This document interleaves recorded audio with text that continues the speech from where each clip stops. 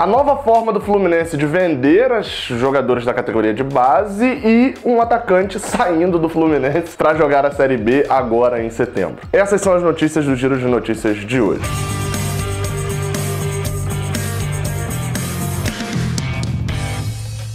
Sejam bem-vindos, vocês guerreiros, você guerreira de todo o Brasil e de todo mundo aqui ao canal Raiz Tricolor. Eu sou o Gabriel Amaral, jornalista e tricolor, e estou aqui nesta quinta-feira, dia 19 de setembro, para falar sobre o Fluminense neste Giro de Notícias. E claro, este vídeo aqui está sendo patrocinado pelo OneFootball, aplicativo de notícias, aplicativo de resultados, enfim, aplicativo de futebol. Está presente em mais de 180 países, tem muita informação lá dentro, você baixa, se cadastra lá colocando o Fluminense, né, como seu clube do coração e recebe notícias aqui, ó, no seu celular. O link tá aqui na descrição, clica aqui embaixo e baixa o aplicativo. Primeira notícia do vídeo de hoje, a gente vai falar sobre Kelvin. Exatamente, Kelvin está saindo do Fluminense. Segundo informações do Globoesporte.com e do jornalista Vene Casagrande, ele está com destino ao Coritiba. Kelvin chegou no Fluminense ali em maio, assinou até o final dessa temporada, ele estava sem clube, assinou até o final dessa temporada, tinha um contrato e assim, vai ser uma daquelas curiosidades daqui uns 3, 4 anos. Kelvin jogou no Fluminense.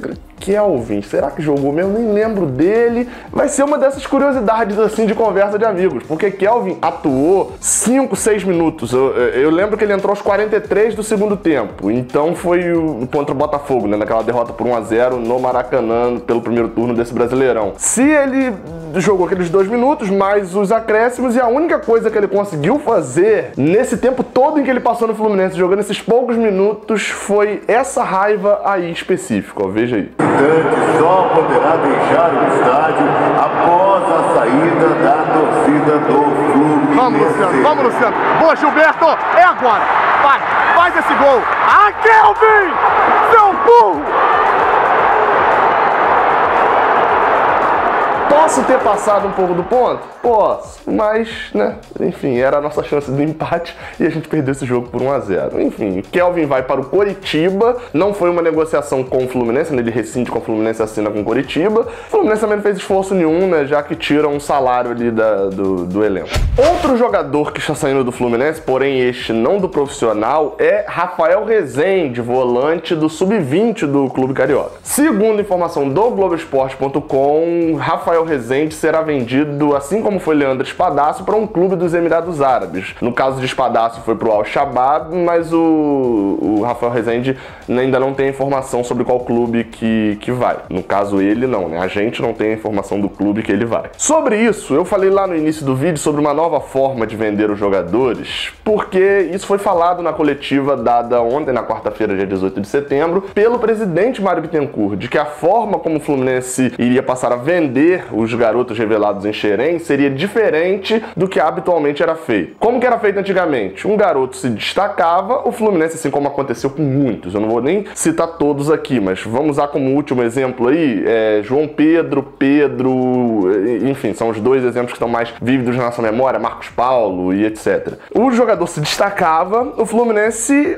falava, olha, não, tem que chegar proposta para ele ser vendido, e o Fluminense fazia caixa com esse jogador para manter ali. A gente sabe que o Fluminense depende da venda de jogadores para poder fazer caixa e virar o ano em superávit, não ficar virando o ano em déficit, depende de jogadores para completar a renda do ano. Só que, qual o problema disso? Se o Fluminense precisa desse dinheiro das vendas grandes para fechar o caixa, o outro clube, sabendo disso, não vai oferecer 20, vai oferecer 18, porque sabe que esse clube aqui, o Fluminense, está precisando. Então, essa forma, que na verdade nem foi uma criação do Mário Bittencourt, ele mesmo fala na entrevista coletiva que isso é feito por outros clubes, a forma o Fluminense revela muito jogador. Só pra você ter noção, né? Vamos parar aqui pra fazer um exercício que eu já fiz mentalmente há um tempo atrás também, e agora meio que se encaixa com essa filosofia. O Fluminense tá aí disputando o Brasileirão Sub-20, né? Tem aí, tá em 8º, 9º, depende de quando você estiver vendo isso, mas está disputando para se classificar. São ali, vão botar aproximadamente 20 jogadores que estão nessa categoria e vão botar que uns 12, 13 no ano que vem estouram a idade. Não vão ser mais sub-20, né? Já vão ser profissionais, pelo menos na questão da idade, farão 21 anos. O que fazer com esses 12, 13 jogadores? O Fluminense tem que dar um fim para eles. E aí o que o Fluminense faz hoje? Ele, na maioria das vezes, a maioria desses jogadores tem contrato e o Fluminense começa a emprestar torcendo torcendo para que ele dê certo, como foi o caso de um Mascarenhas, como foi o caso de um Ayrton Lucas. Acho que é o caso mais chamativo da história recente aí do Fluminense, é o de Ayrton Lucas. Então o Fluminense vai emprestando jogadores e se renderem, volta. O caso de Ayrton Lucas é perfeito para isso, porque ele é emprestado pro Londrina, joga bem, volta, joga bem no Fluminense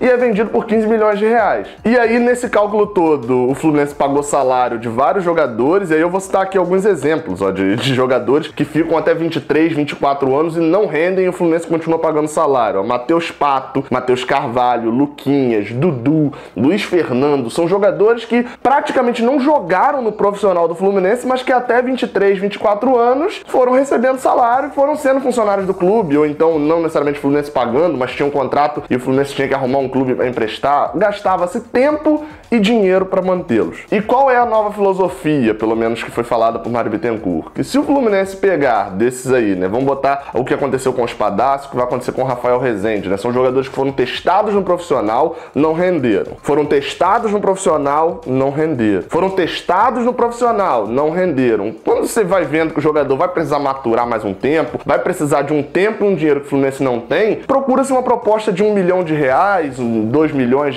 que é pouco dinheiro para um garoto novo, assim, de 18, 19, 20 anos, pra ele ir, igual os dois estão indo lá pros Emirados Árabes. O Fluminense segura uma porcentagem ali, igual segurou de Espadásio, se eu não me engano, tô falando de cabeça, eu acho que foi 20% dele, segura uma porcentagem do jogador, porque se ele estourar lá fora, o Fluminense ainda ganha mais dinheiro. E garante esse dinheiro, porque aí se faz essas pequenas vendas, vai fazendo essas pequenas vendas. No final do ano, o Fluminense, ao invés de ter que vender Ayrton Lucas, um bom lateral esquerdo, no desespero, por R$15 milhões, ele já conseguiu esses R$15 milhões vendendo jogadores que iam demorar muito a maturar, ou até mesmo não iam maturar a ponto de serem titulares do Fluminense. Com isso, a gente pretende, né, imagina que exercendo essa filosofia, a gente vai ver mais casos como de Espadásio, jogadores e como de Rezende, jogadores que tiveram o mínimo de um destaque, mas que não renderam nenhuma hora no profissional, sendo vendidos por valores baixos, mas em compensação vai ver menos casos de jogadores como João Pedro. Foi vendido por, na época, né, recebendo em mãos R$10 milhões para quitar salários atrasados. Você, será que não toparia pegar esse time sub-20 do Fluminense, escolher 10 jogadores e mandar embora para ficar com o João Pedro hoje? Enfim, me parece, na teoria, uma filosofia interessante. Vamos esperar para ver na prática. A princípio, me agrada. Não se esqueça de apertar o like aqui embaixo, de se inscrever aqui no canal e, claro, de dar a moral aí ativando o sininho também, né? Saudações tricolores, até a próxima, valeu. Caraca, você por aqui chegou até o final desse vídeo, então você gosta bastante aqui do canal, né? Então se gosta bastante, aproveita para acompanhar. Aqui em cima o vídeo mais recente que eu enviei e aqui embaixo um vídeo que o YouTube separou especialmente para você. Não se esquece que é para apertar aqui para se inscrever e, claro, muito obrigado pela moral que vocês têm me dado.